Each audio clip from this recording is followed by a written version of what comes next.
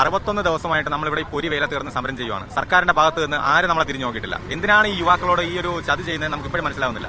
ഈ 10,000-ലധികം ഉദ്യോഗാർത്ഥികളുടെ കണ്ണുനീരിന് സംസ്ഥാന സർക്കാർ വില കൊടുക്കേണ്ടി വരുമെന്ന് നമ്മൾ ആവർത്തിച്ച് പറയുകയാണ്. കാരണം ഇവിടെ ഡിവൈഎഫ്ഐ പോലത്തെ സംഘടനകളുണ്ട്. അവർ പല സംസ്ഥാനങ്ങളിലും പോയി തൊഴിലില്ലായ്മയ്ക്കെതിരെ ഘോരം പ്രസംഗിച്ചുകൊണ്ടിരിക്കുകയാണ്. അവരുടെ മൂക്കിന് തുമ്പത്താണ് നമ്മൾ കിടന്ന് സമരം ചെയ്യുന്നത്. അവരുടെ ഓഫീസ് എന്ന് പറഞ്ഞാൽ, അവരുടെ DC ഓഫീസ് എന്ന് പറഞ്ഞാൽ ഇവിടുന്ന് 1/2 കിലോമീറ്റർ അപ്പുറത്താണ്. എന്തുകൊണ്ട് അവർ നമ്മുടെ ഒരു സമരത്തിന് തിരിഞ്ഞു നോക്കുന്നില്ല? കൃത്യമായ ചോദ്യമാണ് ഇദ്ദേഹം ചോദിച്ചത്.